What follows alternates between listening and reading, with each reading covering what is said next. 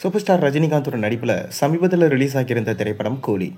இந்த கூலி திரைப்படத்தை லோகேஷ் இயக்கியிருந்தார். சன் பிக்சர்ஸ் பிரம்மாண்டமாக ப்ரொடக்ஷன்ஸ் பண்ணியிருந்தாங்க. அனிருத்தா மியூசிக் பண்ணியிருந்தார். மேலும் இந்த படம் கிட்டத்தட்ட 550 கோடிக்கு மேலே கலெக்ஷன் ஈட்டி ஒரு நல்ல லாபத்தை கொடுத்துருக்குன்னு சொல்லலாம்.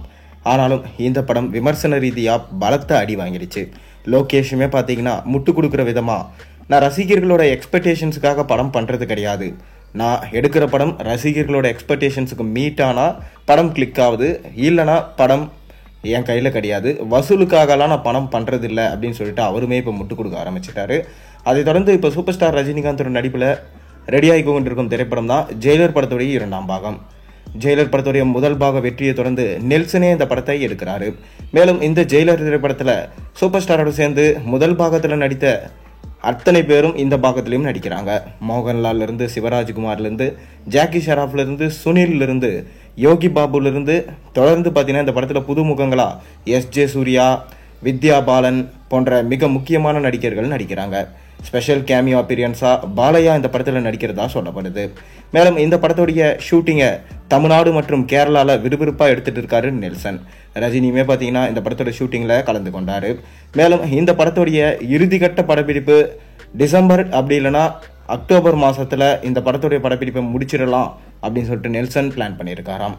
2ஆம் பாகம் என்றாலே படம் தோல்வியை தான் தழுவும் என்கின்ற ஒரு சாபக்கேடு தமிழ் சினிமாவில் இருக்குது. அதை உடைக்கும் விதமாக தான் ரஜினி படம் இருக்கும் என்று சொல்லப்படுது. எஸ்.ஜே. சூர்யா இந்த படத்தில் வில்லனாக ப்ளே பண்ண அதிக வாய்ப்பு இருக்கிறதா சொல்லப்படுது. ஆனாலும் அவர் கேரக்டர் ஆர்டிஸ்டாக இந்த படத்தில் ப்ளே பண்ணவும் சொல்லப்படுது.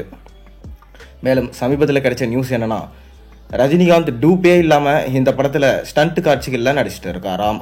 வயசு என்னதான் 74 ஆனாலும் அவருடைய வீரியம் இன்னமே குறையலன்னு தான் சொல்லணும்.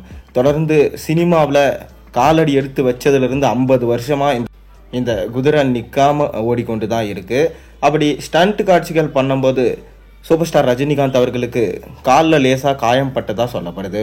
ஆனாலும் அந்த காயத்தெல்லாம் பொருட்படுத்தாமல் தொடர்ந்து படப்பிடிப்பில் நடித்து முடிச்சுட்டு தான் அவரோட அடுத்த வேலையை பார்க்குறாராம்.